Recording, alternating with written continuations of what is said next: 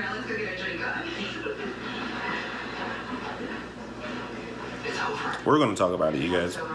I'm sick of it. What's going on, everybody? It's me, Neon Emmy. Thank you guys for joining me for another video. Today's video is not going to be as jolly and happy as, most videos are.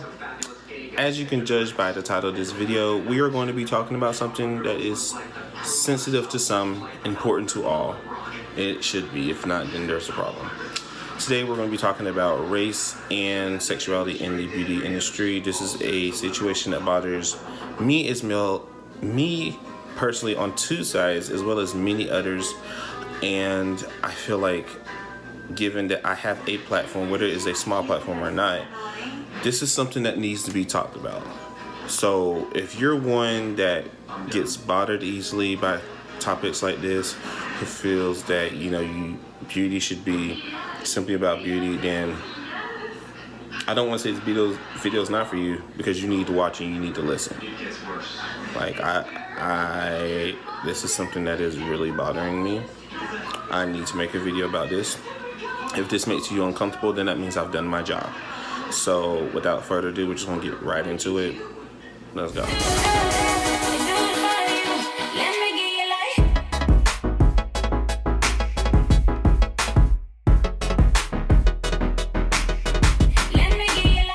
So, not going to talk too long about these topics. I'm going to get right to the point.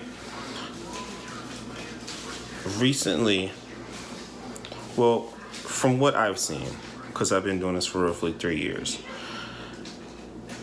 as well as anyone who has two eyes can see, the beauty industry is not necessarily kind to people of color.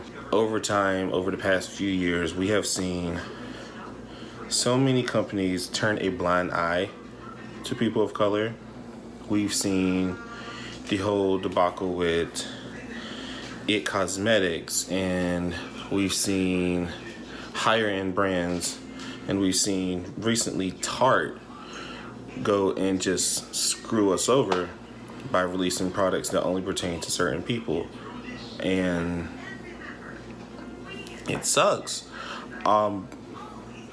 With the release of Fenty Beauty in the past year, it has been a saving grace for two reasons.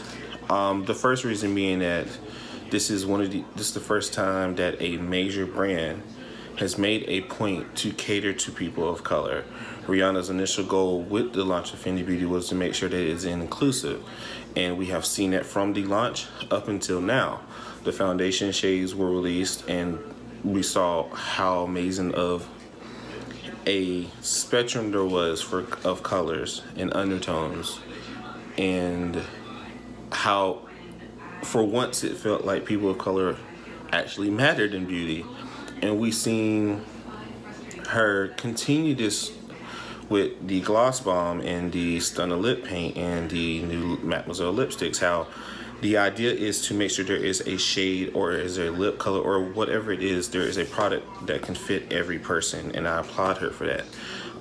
No, Rihanna has not been the first person to release products that do that. However, in this day and age, it has sparked a fire in people who use the products and brands who sell it, which brings me to my second point. Brands are now seeing that, hey, we as people of color need products. We actually go out and buy products. We're not just sitting around whining and complaining. We actually buy makeup, and we actually want to be represented. And I think that's a common misconception with a lot of people, and it's sad to think that people actually think this way, that we don't matter. I've seen so many people on Twitter and YouTube and what have you say, oh, well, why are you complaining about buying makeup from brands that don't sell your complexion? Why don't you just buy from brands that do? Here's the problem with that. Yes, there are brands like Black Radiance and Black Opal who make products that cater to us. However, you're basically telling us that we are only allowed to buy products from, 2 or 3 companies? How is that okay? How is it okay for me to sit here and think that I can only enjoy a handful of products while you guys get to go out and buy the rest of the world? it's not okay. I am happy that this is a topic that's starting to make noise. I am happy that brands are starting to realize that we matter and that there is a fire getting lit under their asses about it. However, the problem that is going on now is that these brands are scrambling just to fit in when should have been doing this since the beginning. I've said in past videos that the way Kylie Jenner has approached her concealers hasn't been the smartest idea, because I feel as though, and like I said, this is just a feeling, but I'm sure there's some truth to it. I felt that with the release of her concealers, it was initially going to be about 10 shades, and whenever Fenty Beauty dropped, she went back to the lab and was like, I need to release more. That's just the way I see it. We've seen it with Tarte, where they initially decided to launch 12 shades, I think, in their Shape Tape foundations, and after all the backlash that they got, realized that, ooh, we messed up. But at this point, it's too late. Like, the problem that I'm having now is that why do you as a company feel that you can double back and try to throw these back in there when initially you didn't care to begin with? Like, why is it okay for companies to go out and say, oh, we've been releasing, a deep shade range. We've released 30 shades out the gate, 40 shades out the gate. Okay, number one, why are you just now saying that you've released these shades as if you feel threatened by another company? Two, if you've had these shades from jump, why is it that we are now just knowing about it? Three, why are these shades look like they weren't necessarily catered to people of color? Because the undertones are gray and red and all these other shades when we can't even use it. What's the point of me putting on a gray foundation? There is none. Four, if you are now branding yourself as a company who has been inclusive, why is it that whenever I scroll through your Instagram and your Twitter accounts, I'm talking to you, Huda Beauty, and I'm talking to you, Makeup Forever, and all these other companies? Why is it that whenever I scroll through your feeds, that you can literally count on one hand the number of people of color who have been featured on your page within the past month? Like, there is no reason why, if you're this successful company or what have you, that you should be acting as if you're a new company and you feel threatened. Yes, people wanted to buy Fenty Beauty because of the fact that Rihanna's name was attached to it. However, Fenty Beauty came from a place of genuine want to include people who look like me and who are darker than me and people who have different undertones than me.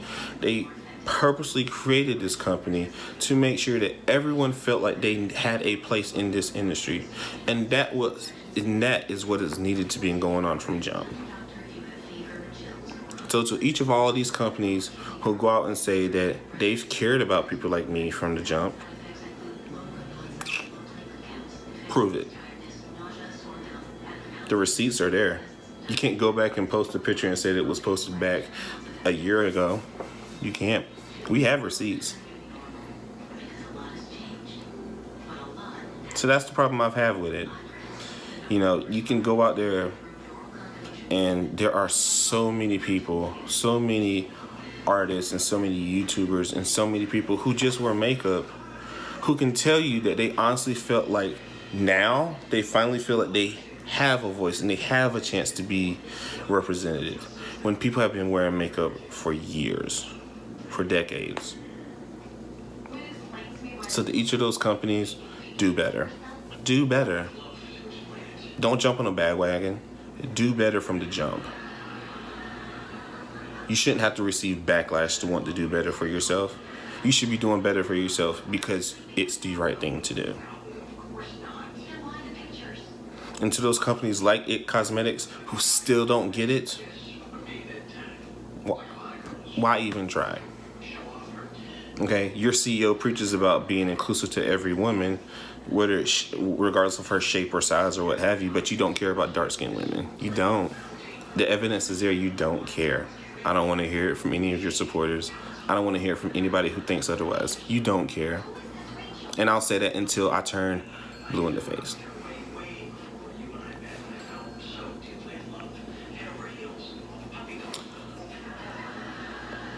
I hope this conversation makes you uncomfortable. I hope you feel some type of way about it.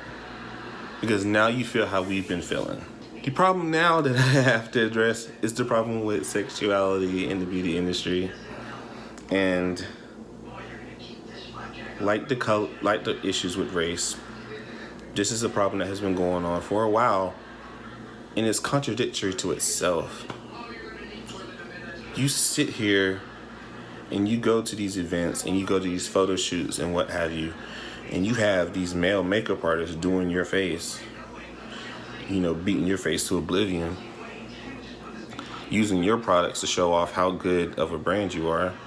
Got me so upset, my eyelashes flying, child. Oh, it bothers me because you guys sit around and you hype us up. You take our culture, you take our sayings and this, that, and the third. You use it all the time. Hey, yo, sis. Yo, that's shade. Oh, honey. Everything. All this oop-doop-de-doop. Yet when it comes down to it, whenever you have these super talented male makeup artists who put together these amazing looks, you turn a blind eye to it. Like the issue with color. Why is it that when I scroll down your feed, there's maybe one or two makeup artists on your page that are males? But you'll use one of us quick whenever you need a photo shoot done. Why is that? Why is it that we're only good for you whenever it's needed for your benefit? For companies like Hooded Beauty, who their owners live in an area where skin color and sexuality are so taboo. I don't understand how you feel it's okay to brand yourself to the U.S. and think it's okay that people like us can't be featured on there. But sis, you can slay your face on your own. What's the point? Why should I continue buying products from you? Why? This bothers me so much. And why is it, and this is what's going to round this all out for me, why is it whenever you guys want to go and hype up these beauty artists, why is it you only go for the Jeffree Stars and the Manny MUAs and the Patrick Stars and what have you? These are some great makeup artists on their own. I will commend them and applaud them for that because they are amazing at what they do. But when it comes down to it, why is it that whenever there's a male representation of something, they have to look like this? Why are there not more people like He Flawless? Why are there not more people like Poetic Drugs? Why are there not more makeup artists who look like me, who are making it in this industry? I blame the companies, and I blame the people that support them. Not saying that you're wrong for supporting these people, but don't be so closed-minded when it comes to it. Understand that there are so many amazing, talented artists like us who do what they do. Open your eyes. Open your eyes to this. And to you companies, open your eyes to the fact that there are so many people who deserve to get treated the way that you treat these people. I get it. They put in their dues. They put in their work. But realize that there's a new generation of people who deserve so much more than they've been getting treated. Why is it that people who are less talented than some of these black makeup artists are getting recognized left and right? I don't get it. Like, I wish you guys understood how hard it is being a black male makeup artist or makeup enthusiast. I really wish you guys did understand that. I wish you guys could see how many friends of mine who are so talented and bust their asses doing what they do get shitted on by these brands that we go out and spend our hard money on.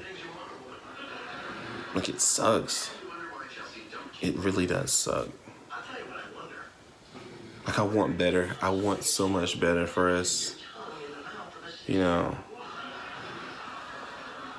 And to those of you who do look like me and bust your asses day in and day out, I applaud you. I thank you guys so much from the bottom of my heart.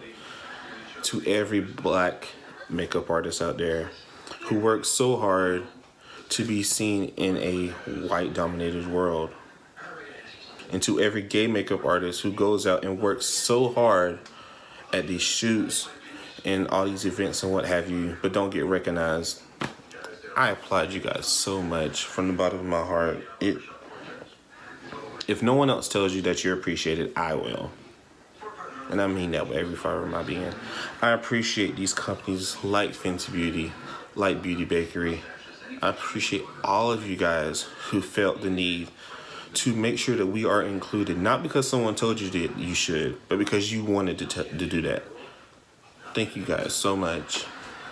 I am so thankful to be surrounded by people who understand this concept. I'm so thankful to have people like He Flawless and Poetic Drugs and Jackie Aina as role models and as voices to say that, yes, I'm thankful for everything that I have, but you need to make sure that you're looking out for people like me. I'm thankful for you guys. Thank you to the Alyssa Ashleys. Thank you to the Makeup Shaylas. Thank you to everyone who busts their asses day in and day out to make sure that people who look like me have a chance. Thank you guys. I hope that this conversation did make you angry or make you upset. I hope that what I'm saying to you now does something to you. And if it doesn't, then you're what's wrong with this industry. And you're what's wrong. You're not helping the issue at all. You're a hindrance.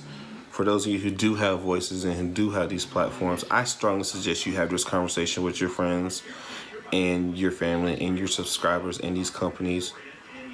You know, if you get the chance to talk to these companies, work with these companies on a regular, I strongly suggest you go out and let them know that, hey, there are plenty of people of color who have voices, and there are plenty of members of the LGBTQ plus community who have voices and who need to be heard. Do something. Don't just say that. Don't just sit there. Don't just watch this video. Do something. And if you're not doing something, then get out. Just leave, because you're not helping at all. Thank you guys for watching. I just made you uncomfortable good. Thank you guys for watching, supporting. Subscribe to my channel. Like this video. The usual. And if you stick around, then I will see you guys for the next video.